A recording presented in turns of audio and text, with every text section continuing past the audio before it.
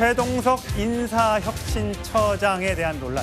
내일 총리로부터 임명장을 수여받는다고 합니다.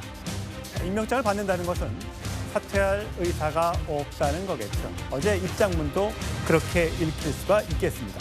어제 국무회의에서 나왔던 발언 어제도 들려드렸는데 잠시 다시 보고 오시죠. 자, 그러면 더 없으면 제가 잠깐 말씀. 네, 간단하게 말씀하시죠. 네. 인사혁신처장 최동석입니다. 요새 유명해지고 있어서 대단히 죄송스럽습니다. 세상에 유명해져서 죄송하다는 이 국민을 지금 현재 조롱하는 겁니까? 갖고 노는 겁니까? 또 이재명 대통령 앞에서 나는 이런 이야기도 할 수 있는 사람이야. 이런 걸 전 국민들에게 가시한 거예요. 너무 험한 말들을 많이 해가지고 참으로 민망하기 짝이 없는 일이긴 하죠. 직무를 수행하기에는 좀 어려운 그런 태도와 철학을 갖고 있었던 거 아닌가. 대통령에게 부담이 된다고 보시는군요. 부담이 될 수가 있겠죠, 앞으로. 예, 김진욱 대변인. 저의 비판으로 마음에 상처 입은 분들께 죄송하다. 더 나은 대한민국을 만들기 위해 비판하는 과정에서 거친 표현이 있었다. 이제 고위공직자가 되었으니 겸허한 마음으로 비판받겠다. 겸허한 마음으로 비판받겠다. 나는 물러날 생각이 없으니까 비판해달라. 라는 뜻이에요. 이게 보면 아까 국무회의장에서도 봤지만 인사혁신처장은 차관급이기 때문에 국무회의에서 발언권이 없죠. 일부러 끝날 때 발언권을 얻어서 했는데 유명해져서 미안하다라는 얘기까지 하고 결국 대통령이 그만하시고 핵심은 뭐예요? 이렇게까지 만류하는 상황이 나왔다는 것은 본인이 어떤 지금 정치적 위치에 있다는 걸 알 텐데 굳이 저렇게 발언한 이유는 뭐라고 보세요?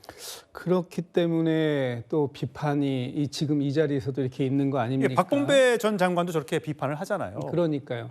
지금 그 국무위원회 자리, 국무회의 자리는 그 발언권까지 얻어서 얘기했다면 본인이 인사혁신처장으로서 어제 가장 중요했던 화두가 토론의 주제가 뭐냐면 이 산업재해를 예방하고 또 그런 부분들을 근절할 수 있는 대책을 세우는 그런 자리였고 그것이 전 국민에게 생중계로 중계가 되고 있었습니다. 그렇기 때문에 인사혁신처장이 과연 좀 그 발언으로는 부적절했지만 왜 저분이 인사혁신처장이 됐을까? 인사혁신처를 이끌 만한 능력은 무엇일까? 이런 부분들을 좀 보여줄 수 있는 기회로 삼았었으면 정말 좋았겠다.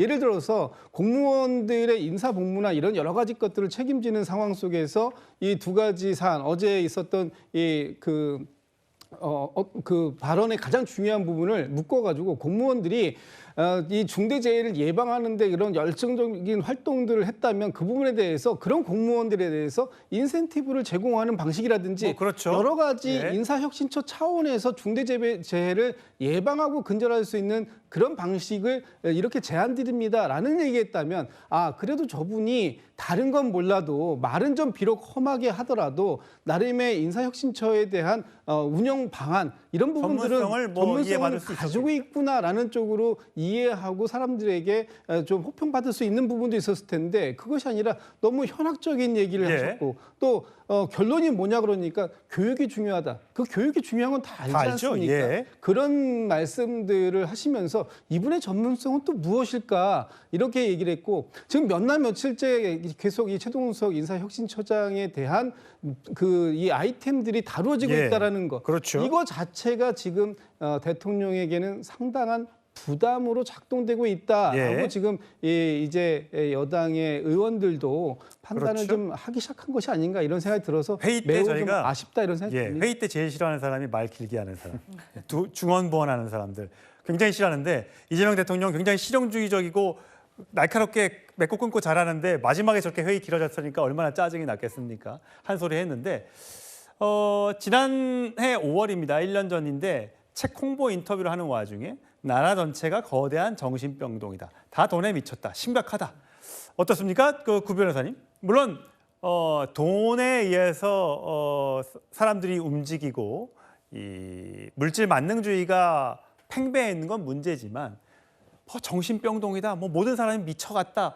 이런 식으로 얘기한다는 것 자체가 저분의 눈에는 이재명 대통령을 제외하고 다른 사람들 여야를 막론하고 모든 사람들은 다 이상한 사람들이고 점수 다 낮은 사람들이고 나라 전체가 다 이상하는데 오직 한 사람만 괜찮은 사람이다. 이렇게 평가를 하고 있는 거예요. 그렇죠. 그러니까 우리 우스갯소리로 그런 말 하잖아요. 회사에 정말 이상한 사람이 한 명도 없는 것 같으면 네가 이상한 거라고.